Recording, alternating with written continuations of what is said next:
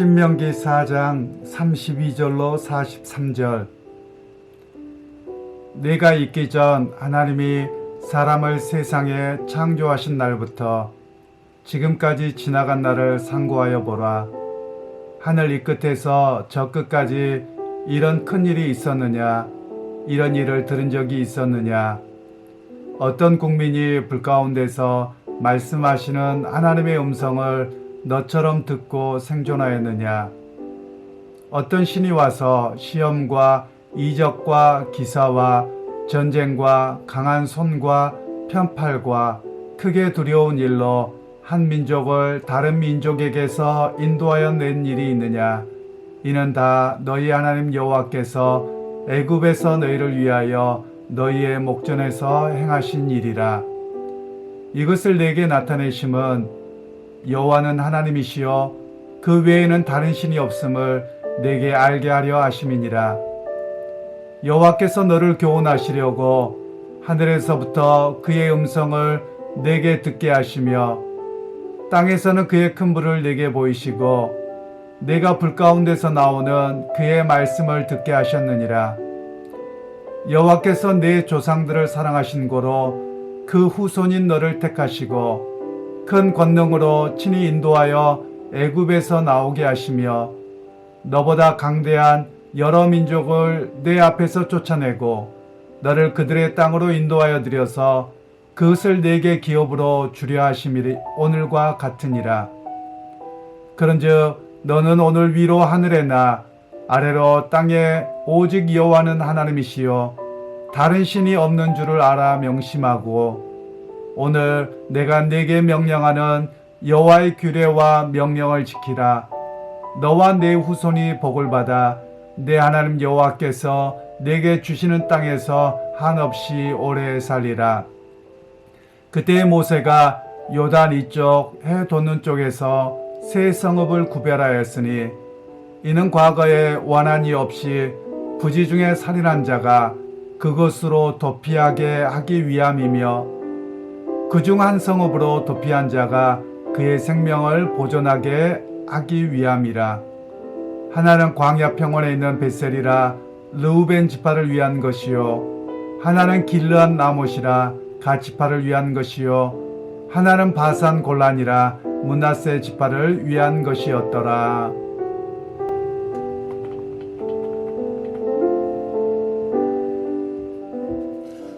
오늘 말씀은 비교할 수 없는 하나님이라는 제목으로 말씀을 나누겠습니다.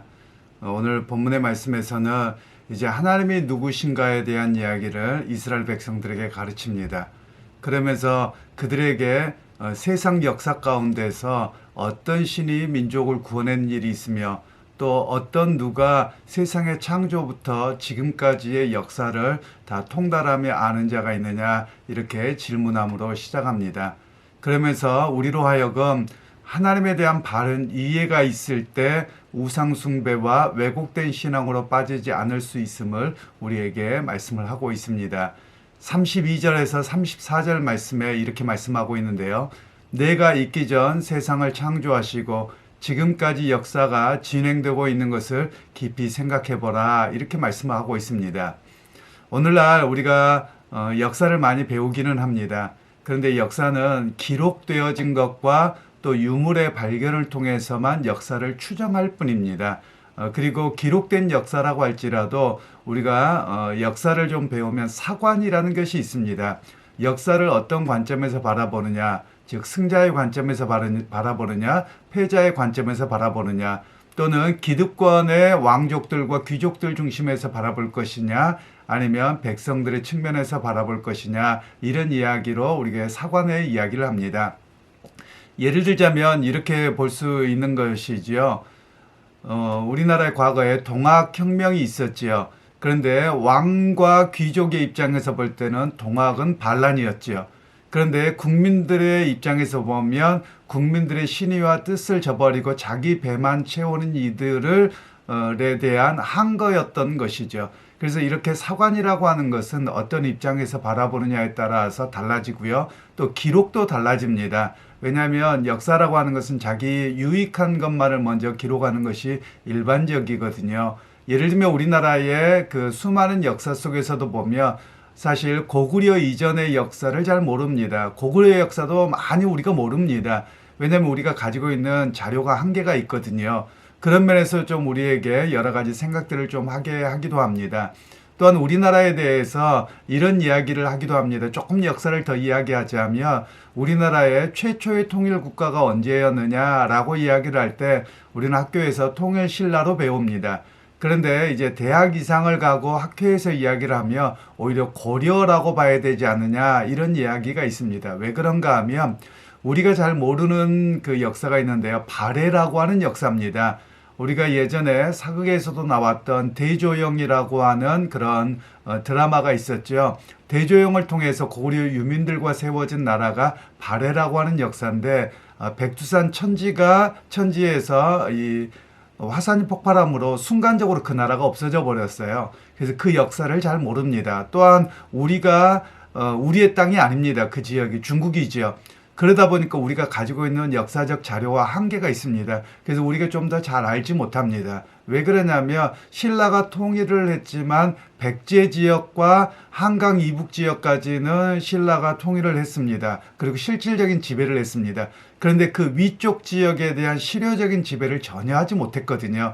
그러니까 어찌 보면 고구려 제국이 다스리고 있었던 그 지역 전체를 다 잃어버리는 것이죠. 그런 면에서 신라를 바라볼 때 국가적으로 우리 민족의 전체에 대한 통일로 바라보기가 어렵다라는 그런 시각이 있기는 합니다. 물론 우리가 신라를 우리 민족을 통일했다라고 이야기하는 것은 실질적으로 고구려를 멸망시켰기 때문에 또 백제를 멸망시켰기 때문에 그렇기도 하고요.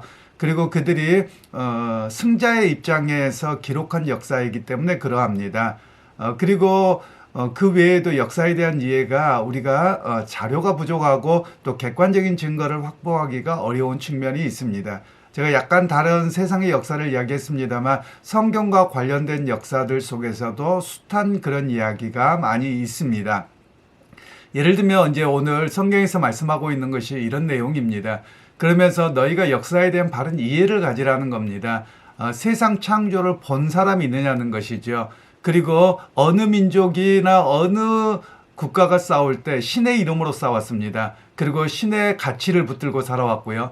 그런데 그들 중에 실제 신이 나타나서 그들 민족에게서 구원한 역사가 있느냐 없지 않느냐 너희들이 그렇게만 여기고 있었던 것이지 않느냐 이렇게 하나님은 반문하고 계시는 겁니다.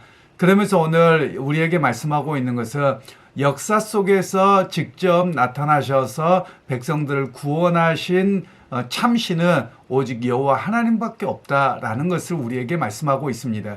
그러면서 이스라엘 백성들과 오늘 우리들에게 말씀하는 게 있습니다. 바른 역사관을 가져야 된다라는 것을 이야기합니다. 어떤 것이 바른 역사관입니까? 세상의 역사관은 승자의 역사든 또는 국민의 역사든 그리고 수많은 패자의 역사든 많은 이야기들을 할 수 있을 겁니다. 그런 것은 세상에서 배워지는 학문적 영역에서 사관의 영역이라면 오늘 우리 그리스도인들이 가져야 돼. 또 말씀을 따른 가져야 될 그 사관은 하나님 중심의 사관입니다. 역사의 주관자가 하나님이시라는 것이죠. 그러니까 오늘 우리의 삶 속에서 역사의 주인이 하나님이시고 또한 이 시대도 이끌어 가신 분이 하나님인 것을 우리가 믿습니다. 이 고백이 있어야 함을 이야기합니다. 그래서 이스라엘 백성들에게 너희는 우상과 그리고 거짓된 그 역사의 그 왜곡된 것에 속지 아니해야 된다 이런 이야기를 우리에게 말씀하고 계시는 겁니다. 오늘날 우리도 마찬가지입니다. 비록 우리가 민주주의 사회가 되어져 있고 많은 사람들의 노력과 헌신을 통해서 나라들이 세워져 갑니다. 그런데 우리 그리스도인들의 고백은 어떤 것이 되어야 되느냐? 역사의 주관자가 하나님이십니다 라는 고백입니다. 물론 세상 역사에서는 국민들을 이끌어갈 수 있는 지도자의 어떤 중심으로 맺어지는 그런 사관을 이야기할 수도 있을 것이고 어떤 사람들은 민중사관을 이야기할 수도 있을 것입니다. 그런데 우리는 그런 것을 이야기하기보다 그리스도인들은 역사의 주관자는 하나님이십니다. 그리고 그 역사의 무구한 시절부터 즉 세상의 창조부터 함께 하셨고 운행하신 하나님 분이 바로 우리 하나님이십니다. 이런 고백을 우리도록 하도록 하는 메시지입니다. 그리고 이제 35절로 38절에는 이런 것들을 역사관을 하나님이 이야기하신 이유가 무엇이냐라고 말씀합니다. 그 이유에 대해서 여호와는 하나님이시요 그 외에는 다른 신이 없음을 너희로 알게 하기 위함이라고 말씀합니다.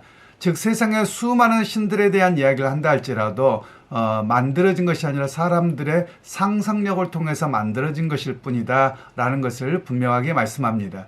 그리고 이제 39절로 40절 말씀에는 너희가 기억할 것이 있는데 하늘에나 아래로 땅에 있는 것들의 어떤 형상으로든지 신을 만들지 말라는 겁니다. 그러면서 참신은 여호와 하나님뿐이 없다라는 것을 말씀합니다. 그러면 왜 이런 이야기를 하시냐면 이스라엘 백성들이 영향을 받았습니다. 어떤 영향이냐면 두 가지의 영향인데요. 하나는 애굽에서 그들이 받았던 영향입니다. 우리가 보통 애굽의 바로의 왕관들을 보시면 여러분들이 영화나 또는 이렇게 인터넷 사진으로 보실 수도 있겠습니다. 거기에 보면 왕관들이 좀 특색이 있습니다. 어떤 왕은 이마 위쪽에 코브라를 세운 사람도 있고요. 어떤 사람은 여우, 어떤 사람은 독수리, 어떤 사람은 전갈 이런 것들로 인해서 자기의 왕관을 꾸몄습니다. 이거는 뭐냐면 신화를 만들어내는 겁니다. 즉 자기가 당시에 최고로 여기는 독수리 신의 아들이다. 또는 여우의 지혜와 어떤 교활함을 나타내는 그런 신의 아들이다. 이런 것을 나타내는 것이거든요. 그런 면에서 그들은 실제로 그런 신을 섬겼습니다.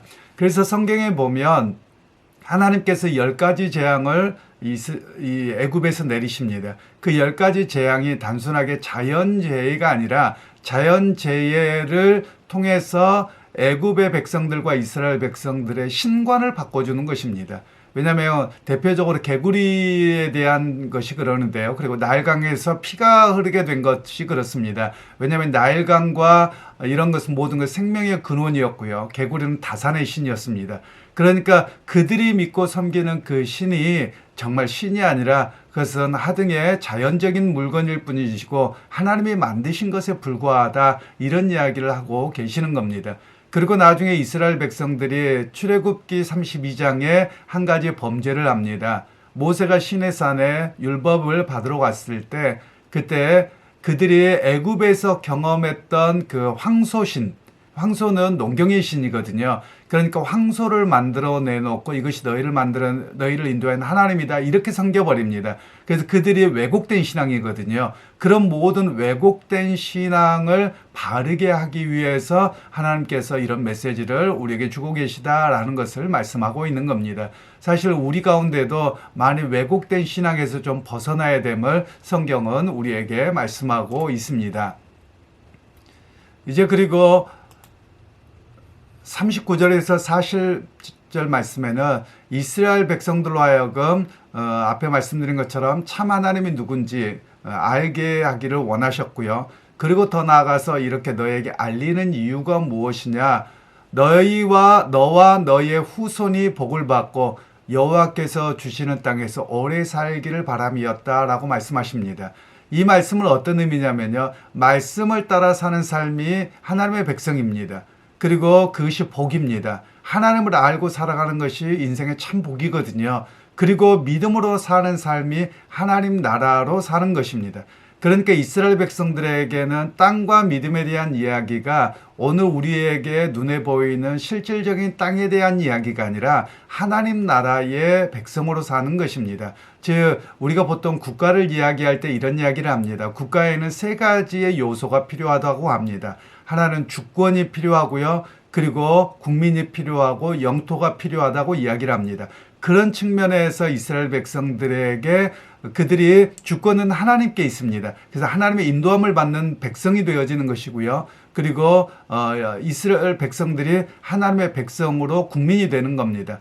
그리고 가나안 땅이라고 하는 것은 하나님의 백성으로 사는 삶의 영토를 이야기합니다. 그래서 그들에게 삶은 하나님 나라로 살아가는 삶에 대한 이야기를 하고 있는 것이지요. 그래서 오늘 우리에게 가지고 있는 이해는 이렇습니다만 실질적으로 우리가 기독교 국가를 꿈꾼다 이런 것을 말하는 것은 아닙니다. 즉 이 땅에서 하나님의 사람으로 또 믿음의 사람으로 하나님의 말씀을 쫓아 살아가는 천국 시민으로 살아가는 이야기를 오늘 우리에게 말씀하고 있습니다. 그리고 이제 41절로 43절 말씀에는 요단 동편의 세 개의 도피성을 만들라고 이야기합니다. 이 도피성이라고 하는 것은 무엇이냐면요, 이스라엘 백성들 가운데 부지 중에 죄를 범했을 때 피하도록 하는 것입니다. 성경에 이제 출애굽기나 민수기에 보면 좀 더 자세히 나와 있는데요. 어떤 사람이 도끼질을 하다가 도끼가 빠져버렸습니다. 그래서 빠져서 누군가를 다치게 했습니다. 그러면 어떻게 하겠습니까? 의도가 없었던 것이죠. 우리 법률적인 용어로는 미필적 고의라고 이야기를 합니다. 그런 경우라면 그 사람이 빨리 도피성에 가서 제단의 뿔을 잡고 여호와께 호소하라는 겁니다. 그러면 사람들이 바로 찾아와서 복수하지 못하게 하는 거예요. 그리고 정당한 재판을 받도록 하는 이야기가 바로 여기에 나와 있는 도피성에 대한 이야기입니다. 그러면 오늘 이 본문을 통해서 우리에게 적용할 것이 이겁니다. 특별히 우리 한국 사회와 또 세계적으로 보면 참 많이 조심해야 될 것들이 있는데요. 그것은 근거 없는 소문과 험담을 너무 함부로 이야기를 하는 겁니다. 너무 많은 소설들을 쓰고 있습니다. 바로 그것이 인격살인에 해당되어지거든요. 그런 것들을 함부로 하지 말라는 겁니다. 정당한 재판과 바른 이해 속에서 해야 되는 것이다 라는 것을 이야기합니다. 그래서 하나님께서는 비록 죄인이라 할지라도 그의 인권을 존중하셨고요, 바르고 정당한 재판을 받도록 하나님께서는 하셨다라는 겁니다. 물론 어떤 사람이 고의로 죄를 지었습니다. 그리고 나서 그가 도피성으로 피했습니다. 그러면 그 정황을 다 살핀 이후에 그가 만일에 고의적으로 그랬다면 그를 끌어내서 심판을 받도록 했었습니다. 그만큼 성경에서 말씀하고 있는 도피성 제도는 백성들에 대한 바른 정당한 재판, 즉 인간의 죄된 본성을 제어하는 장치였다는 겁니다. 왜냐하면 인간의 본성은 복수하고 싶거든요. 내가 한 대를 맞으면 딱 한 대만 그만큼 때리는 게 아닙니다. 물론 그때는 내가 힘이 없으면 참을 것 같지만 그렇지 못하면 복수심이 가득해서 더하게 되거든요. 하나님께서는 그것을 멈추게 하셨던 내용이 바로 이 요단 동편에 있는 도피성에 대한 이야기입니다. 그래서 여러분, 오늘 우리가 믿음 생활하면서 하나님을 좀 바르게 알아야 되겠습니다. 그리고 세상 그 어떤 신, 어떤 것과 비교할 수 없는 분이 우리 하나님인 것을 우리가 기억하셔야만 하겠습니다. 그리고 이 땅에서 믿음 생활하면서 사람들을 함부로 정죄하거나 어떤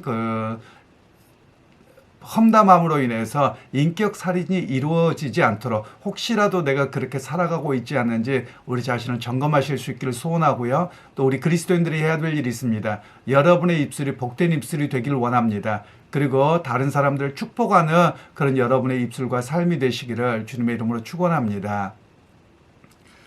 하나님 아버지, 오늘 또 말씀을 통해서 우리에게 은혜 베풀어 주시고 주님의 약속과 소망을 바라볼 수 있도록 함께 하신 것 감사합니다. 하나님, 우리가 하나님이 누구신지를 바르게 알게 하시고 그 하나님에 대한 믿음 속에서 비교할 수 없는 그 하나님을 의지하고 살아가게 하시고 세상의 삶 속에서도 하나님을 알고 그리스도의 백성으로서 사람들을 축복하고 사람들을 살리고 회복하는 그런 입술로 살아가는 오늘 하루가 되게 하옵소서. 예수님의 이름으로 기도하옵나이다. 아멘.